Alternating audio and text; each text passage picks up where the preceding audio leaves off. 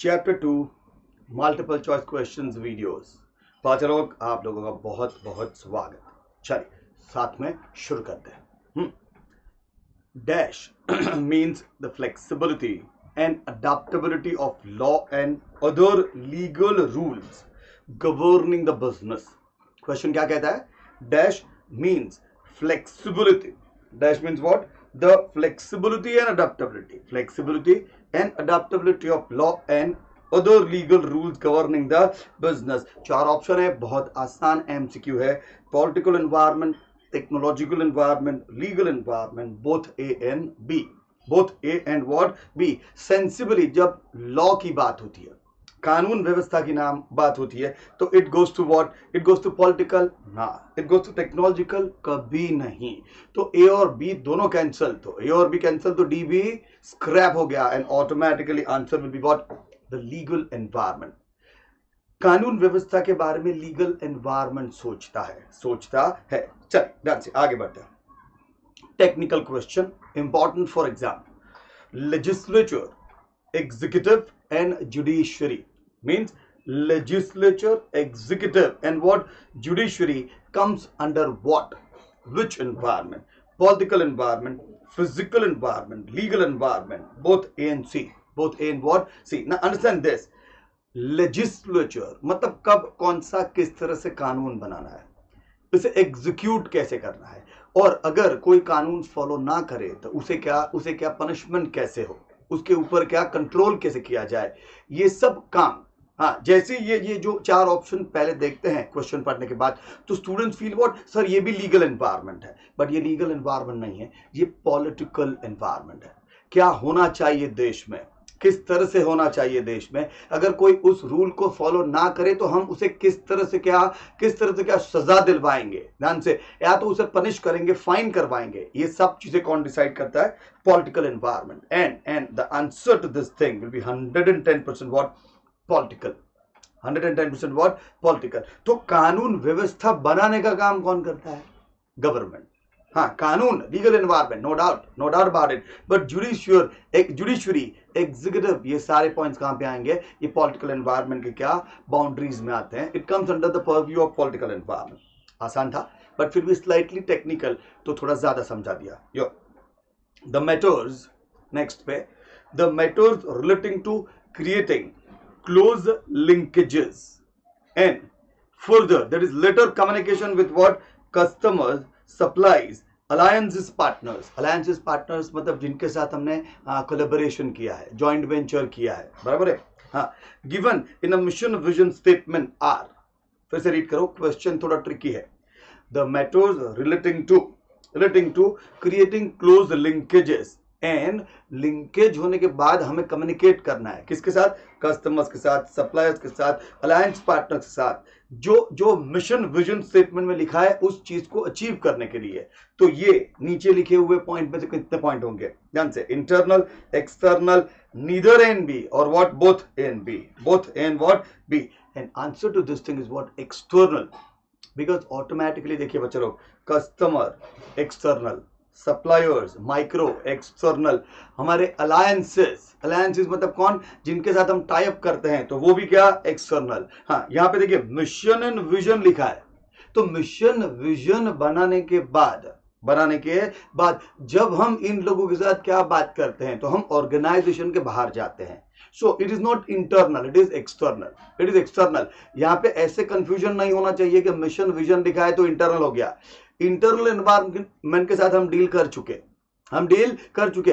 अब vision mission को achieve करना है तो क्या करें? हमें एक्सटर्नल के साथ डील करना पड़ेगा, इसीलिए आंसर एक्सटर्नल एनवायरनमेंट है। इसीलिए आंसर क्या है? External environment. आगे देखिए, which of the following is not covered by the organisations internal environment. बहुत आसान सवाल है बच्चे लोग, इंटरनल एनवायरनमेंट में क्या कवर नहीं किया? तो नेगेटिव पे फोकस है। ध्यान से, human resource, media, research and development and management structure. ध्यान से, ह्यूमन रिसोर्स, हाँ ध्यान से, ह्यूमन रिसोर्स डिपार्टमेंट, ये इंटरनल है एक्सटर्नल है? 100% इंटरनल है। ध्यान से, मीडिया, हाँ ये हो सकता है बट वेट करते हैं। रिसर्च एंड डेवलपमेंट बच्चे लोग ये भी तो इंटरनल है। In structure of the management ये कौन डिसाइड करता है? Organisation by itself. तो A, then C, N, D तीनों स्क्रैप। आंसर क्या है? मीडिया। मीडिया। आसान आसान सा एमसीक्यू था, कोई ज्यादा टेंशन नहीं है। अब ध्यान से, the forces which are external, the forces which are what? External, but still have direct bearing on the operations of the firm are called। भाई फोर्सेस जो क्या है?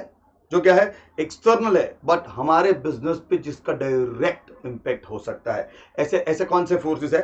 Internal, macro, micro, all of the above. Internal, internal, ध्यान से, macro, micro, all of the above. बच्चे लोग अगर logically देखते हो तो यहां पे क्या लिखा है? फोर्सेस विच आर एक्सटर्नल, तो ये पॉइंट तो ऑटोमेटिकली कैंसिल हो गया ना, बराबर है। अब ए कैंसिल तो डी भी कैंसिल, क्यों? यहां पे क्या लिखा है? All of the above. All of the above क्या? अब बचा क्या? Micro, micro. अब आप लोग बोलिए, जब जब हमने एक्सटर्नल एनवायरनमेंट को एनालाइज करना शुरू किया था तो we started with what? External classified into micro, external classified into macro, but micro environment is as close as internal environment. And उसका इमीडिएट इंपैक्ट होता है किस पे? किस पे? हमारे बिजनेस पे, हमारे बिजनेस पे। तो आंसर क्या आना चाहिए? Micro environment. यो, अगर आप लोग ध्यान से देखते हैं तो हम क्या कॉन्सेप्ट बेस्ड पढ़ रहे हैं। एमसीक्यू वो चाहे कितना भी बदल दे, कॉन्सेप्ट कोई नहीं बदल सकता। इसीलिए क्या? इसीलिए कॉन्सेप्ट बेस्ड पढ़ोगे तो शुरुआत में थोड़ी क्या दिक्कत होगी, थोड़ा टाइम ज्यादा इन्वेस्ट होगा, बट हम ज्यादा स्कोर करेंगे, वो जरूरी है, वो कंफर्म है। ध्यान से, सिंपल है। चलिए, तो answer is what? Answer by default is what? Micro environment. Micro environment. Further, customers, shareholders, competitors, one more time, kada?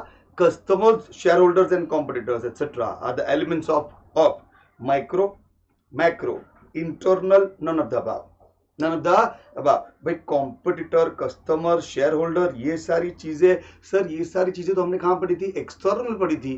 But sir external में फर्दर दो क्लासिफिकेशन है, माइक्रो, मैक्रो, माइक्रो, मैक्रो। तो पता है, याद है तो आप लोगों ने ये सारी चीजें कहाँ पढ़ी थी? External, micro, external what? Micro. तो अब ये इस लेवल पे आके इतना डिस्कशन करने के बाद ये सब चीजें आप लोगों को इजीली समझ में आनी चाहिए, इजीली समझ में आनी चाहिए। इसीलिए ये क्या सीधा आंसर क्या? Micro environment, micro environment. Further, again easiest, technology, culture of the organisation, demographics are the elements of what?